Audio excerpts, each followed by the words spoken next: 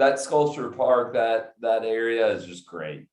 Yeah, it's the first year it's fully back since COVID. So the Eat Denver team, it's a foundational kind of event to help raise awareness, education, and funds for the independent restaurateurs in our community. It is sold out, but it is going to be a bitchin' good time.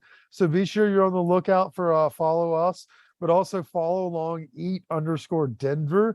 They may have a couple stash bags or giveaways leading up to the event that may be able to help you get into the event itself. So let's get ready to rumble. We got a big week. I'm stoked. The Denver Eat's going to be so much fun. The big eat. But yeah, Chris is all there today too. So he's got a little bit of that foggy COVID brain. But at the same time, we may be recovering from a weekend of wedding festivities with our buddies. So it was a great time catching up with you today, Chris. I'm glad to see you back at 100, brother. Hell yeah. All right. Well, without further ado, we got a double dip interview. First up, Chef Bree from Stoney's Uptown. Without further ado, Eden Extracts presents our interviews. All right. Fuck off. Bye, Chris. Bye. All right, guest interview numero uno for today's episode, presented by Eden Extracts. Obviously, we've been talking about it, Chris. Live rosin is taking over the scene for those that love, a solventless cannabis. And so that's what they're providing. Everything from soil to oil, they've got you covered. You can find them at Cali's, Starbuds, across the Front Range. And if you're one of those folks that live in the mountains, you can check them out up there. They're from Parachute, Colorado. You can find their products along the western slope, so they're great people. We like working with them. They have killer live rosin cartridges, obviously dabs. And then they have a pre-roll infused with live rosin that they sell as well. And man, let me tell you what, Chris, it strokes. That's tasty. It traveled with me. Yeah, did you take one down with you? Unknowingly. I was clearing out my backpack, and lo and behold, there was that little tube. There you go. Well, I mean, we kind of talked a little bit more about it, your trips and your travels, your COVID and your woes, earlier in the episode. But today we're sitting down with a chef that's joining us before the battle, which is pretty cool to say that. We have Chef Bree. I'm going to try this. Vote? Mm-hmm. Fuck yes. Way to go, Kip. Coming to us from Stoney's Uptown Juke. Excuse me. No, joint. Joint. Okay, yeah. Juke joint, same thing. I was kind of thinking that as well, Chris. But we're sitting down with Chef Bree today to talk about the burger they're bringing to the battle. August 4th, Denver Burger Battle will be going down. We'll get into the nitty-gritty of that later. But first, let's talk about food that fucks. And Chef Bree brought the hammer today, Chris. Yeah. I want to know a little bit more about her. Should we ask her our routine question first? Oh, yeah. Let's get to know her, and then let's dive into the patty. Yeah, because I feel like you got to know her before you can understand this patty. I'm going to go into the burger. You take the reins. Go for it. All right, Bree. So are you a transplant or a native to Colorado? I'm actually a Colorado native. Oh, glad we did it. Okay, where were you born? Wheat Ridge. What hospital? Lutheran. Yeah. Okay. We're not being totally invasive. We just like to know what hospitals people are born. It's kind of a fun question to ask people that are natives, not only because I used to work in medical sales, so I know of them, but at the same time, it's a fun question not a lot of people ask. What hospital were you born in? Yeah. Do you know what time of day? Are you one of those people? I have no idea. Okay, cool. We don't have to worry about astrology today. Fuck yeah. All right. All right. So you grew up here in pretty much Denver. Yep. What you been doing? What led you to this point? Well, I went to Stanley Lake High School, and then I ended up going to CU Denver. And while in college, I was working in restaurants. And so that's what got me through school. And then I didn't really prefer the front of the house all that much, so I kind of migrated back to the kitchen. That's me too. And so that's just kind of where I've been hanging out. I don't have any professional training or anything like that. It's just been, trial by fire and, loving to cook great food for people. Yeah, nice. So did you kind of get the bug during college? Like, oh, this is fun. I like the atmosphere. And then was it the camaraderie or was it the paycheck? Well, no. No, it definitely wasn't the paycheck. Not in the beginning. Not when I first started hosting. Absolutely not.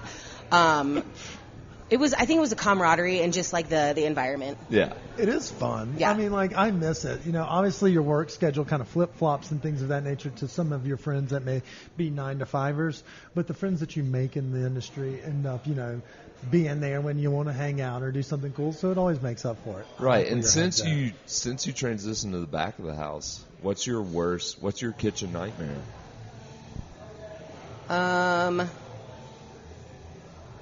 And have you watched The Bear yet? Yeah, I've watched the first episode. I didn't really like it. Really? No. I thought it was brutally enjoyable. I don't know. I kind of want to watch the second episode just to see if I actually can get into it. But in the beginning, initially, not really.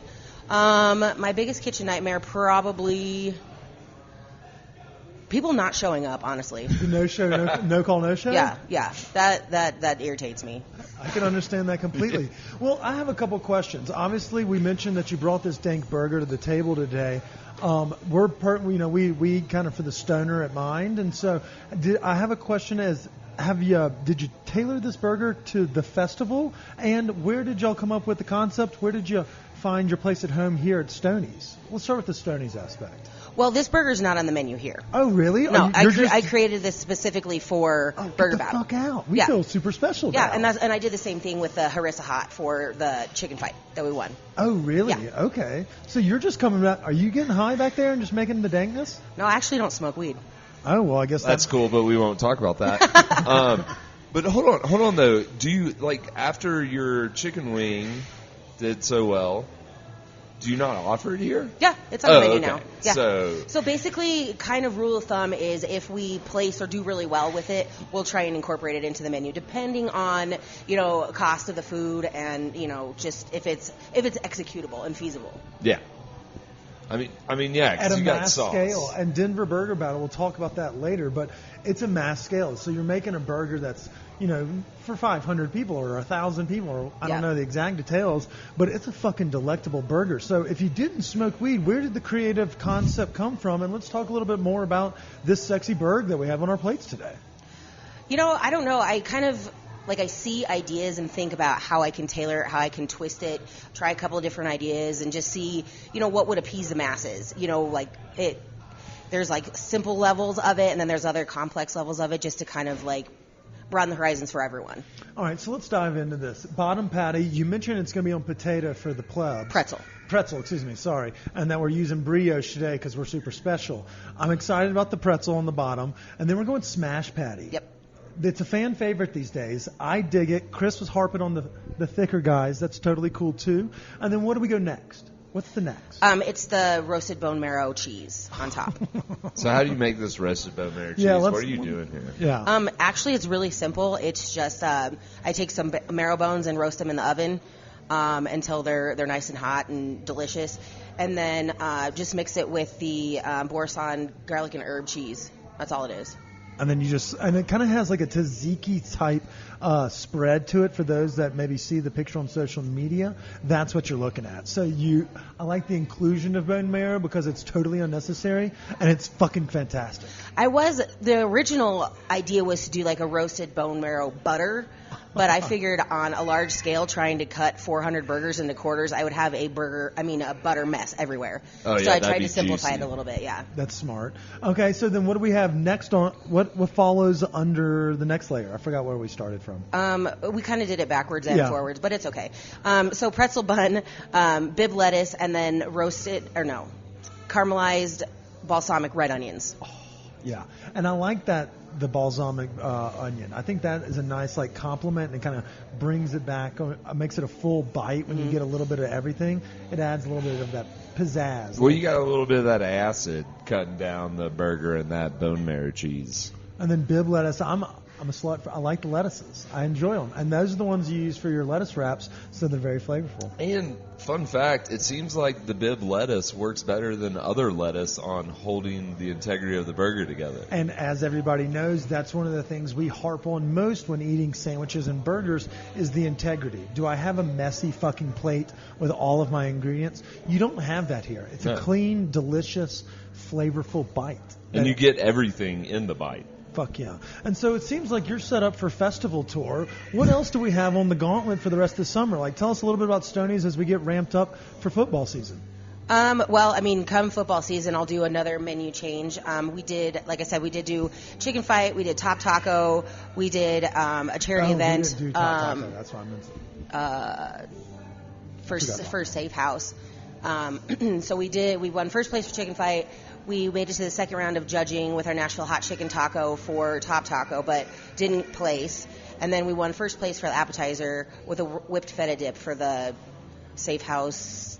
I'm not sure exactly what they're. So if you bring home the trophy, the hardware, does that mean that the item goes onto the menu? Probably. Fuck yeah! So because this whipped feta sounds delicious too, and obviously we can't be at every festival, but the listeners can. They can get tickets with promo code STONER STONER to get 10% off, and you'll get first look, first taste of this dank burger.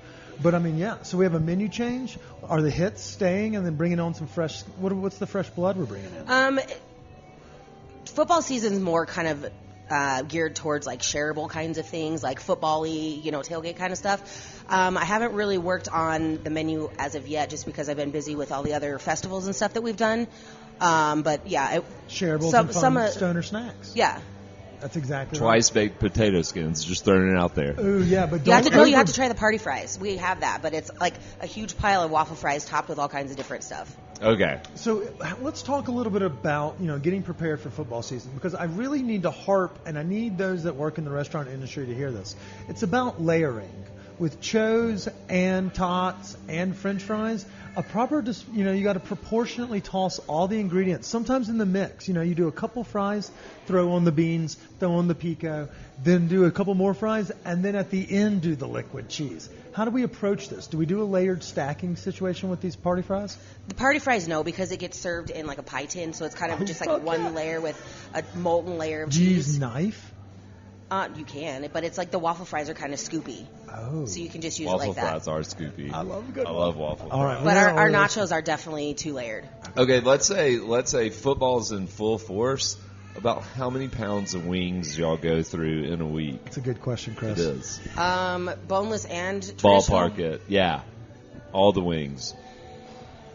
That gives her like PTSD for all the like supply chain issues. Probably like 1,200 pounds. Damn. And how many pounds of meat and bone marrow will we be using for serving up the Denver Burger Battle?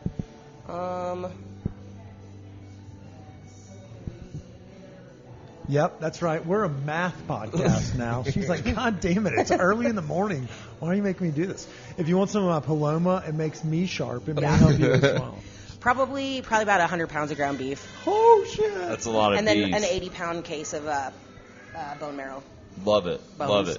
And y'all can get that August 4th, next week. I'm trying to figure out what day of the month it is. It's Thursday. No, not like that. Day of the month. So August 4th, we drop this next Tuesday. It'll be the 26th. 26. So next week, August 4th, is when the event is. You can get this dank-ass burger. You can meet Chef Bree. As well as you can always come into Stoney's Uptown and try their other award-winning snacks. Again, for those that are in the stoner colony, such as ourselves, it's perfect munchie heaven. There's TVs on every wall. They do have allegiances to like 70 fucking teams, so we'll have to talk about that next time Bree comes on, because there's going to be action Saturday, Sunday, fun day. It doesn't matter. It's going to be a kick-ass fall, but you get the first look at this dank-ass burger right here at the first part of August. So come on down August 4th and come enjoy some hamburgers at Tivoli Park. Yeah, football season's right around the corner. Hell yeah. So come down to Stoney's as well, though. We're located at 17th and Park, pretty much, right? 17 and Downey, yeah. Yeah, right there. You can kind of find it. It's kind of in the clusterfuck triangle of driving right there. But at the same time, they have dank-ass pub grub. You can find it all, and there's new menus. And I'm pretty certain this burger is going to be on there after it brings home some hardware. So best of luck next week. We appreciate you joining us, Chef Bree. Absolutely. Thank you. Anything we missed? I don't think so. Bada bing. Way to go, guys. Success. Yeah. Great success. All right. Well, stay tuned for our second interview of the day. Thanks. And now, interview dose. Look at that. Bilingual. Today we have 2 interviews, which means we have 2 ad reads. Y'all heard me talk about Eden Extracts. Well, let me tell you about our friends over at Seed & Smith. We launched our pen with them. It went into stores last Friday. And so as I'm saying this, I'm assuming that we still have them on the shelf. But if for any reason we don't, I will get more made. But for those that haven't had the opportunity to swing through the dispensary, you're available. You can go to both Seed and Smith locations and find the Stoned Appetit